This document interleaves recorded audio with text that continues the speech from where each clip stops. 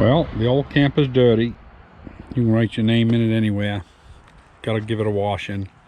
We pulled it 7,500 miles. Put one deer underneath it. You can still see the blood and guts here. Gotta wash that stuff all off. It is dirty. But it went 7,500 miles. Never had a minute's trouble with it. Had one screw loosen up on one of the handles. Tightened it up with a Phillips. Nothing major. No other ones came loose. Had no problem with the camper. So, yeah.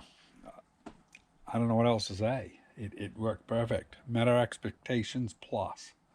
So, I'm going to get it cleaned up. We'll show you once quick there when we get done. I'll go over what we did. And I didn't even pick up the camera on the trip. So, no film of anything. But I'll tell you where we went. Just a quick rundown. Well, it's the next day. Beautiful day. It's about 70 degrees. That's what it's supposed to get to today. It's about, 9 o'clock in the morning. It's absolutely beautiful. So, I cleaned her up. You can see, like right around here, there's still dirt. I did it quick. I mainly was interested in getting the bugs off the front, which was a heck of a job. You can see I didn't even wash that spot. But we wanted to get all that acid off the front. And yeah, of course it's already dusty here. But we got her clean. It's in the storage for the winter. We pulled this about 150 to 200 miles on gravel roads. And with that tread that's in the tires, it took its toll on it. It's a good thing it does have those stainless steel guards on it. And but this thing performed flawlessly. We had no issues with it whatsoever. It just went. Everything it was supposed to do, it did. It's hooked up to shore power, but we boondocked in it several nights. And we did learn one thing. Oh, gotta have the main power on. Then you got lights. But that's from your zipper and stuff on your sweatshirts hanging up there. So we got to get that off. It will buff off. But it looks basically like it did when we left. We cleaned all these carpets yesterday. Carol went over the floor. The only mark we got's where that chair was sitting down there. If you're going to really haul it, that chair isn't a good thing to take with you, because it almost made a hole in the stainless there, that guard. And yeah, it does a lot of vibrating. So anyway, we took the chair out. We're not going to have that next year. We had the computer sitting right there. Took 2 command hooks and put a bungee around it. And it sat there and never moved. We did put this against the back, so that it would, have something to push against. And the rest of the stuff, we plugged it in right here, right in the office part. And yeah, worked out perfect. So, I guess what I'm saying is we're 100% happy with this camper. I know a lot of people, they bitch and they complain, about this and that. And we had more room than we ever needed. We had some of these overhead cupboards and stuff didn't have anything in them. Maybe we travel light, I don't know. But,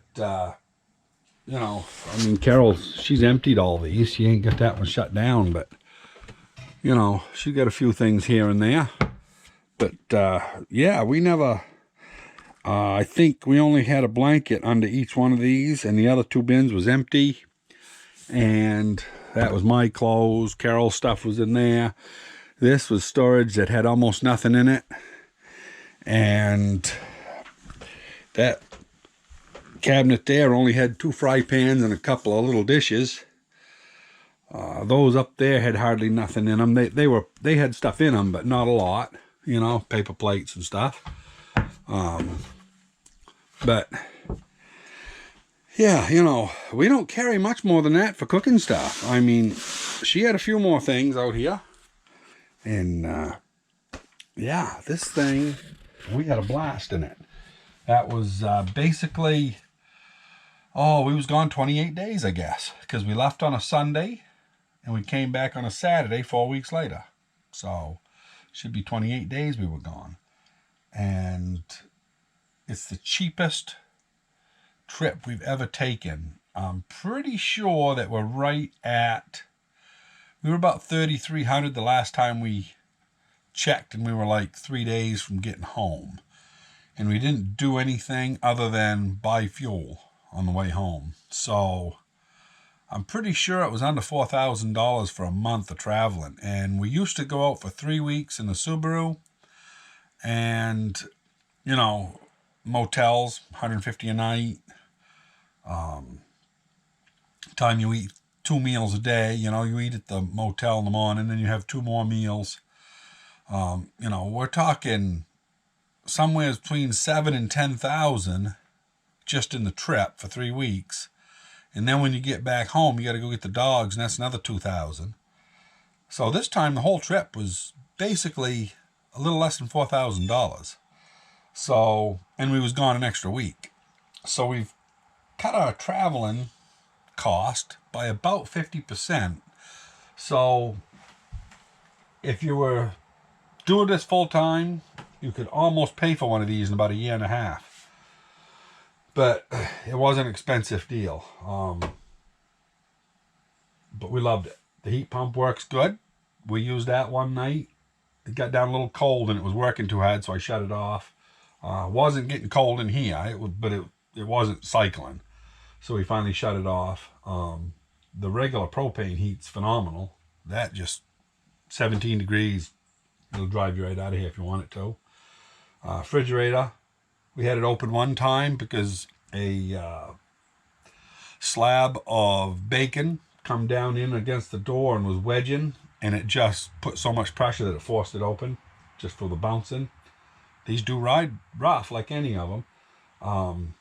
And that was one of those things we stopped. We happened to come in. The stuff was still froze and the door was open. It's like, oh, throw everything back in, shut the door. Nothing unthawed. We happened to notice it quick. We're usually in here about every hour and a half anyway. And the cook stove, everything worked good. We winterized it yesterday, and we took about 2.5 gallons of antifreeze. The guy that was really knew what he was doing probably could do it in a gallon. It's got a winterization kit that's under that door. You just pull it out and stick it in the hose. But there was a few things that I forgot to do, and I was afraid there'd be a water bubble, so I basically did it twice. But anyway, yeah. We had a good time. Shut that power off. It is hooked up to shore power, just so that we can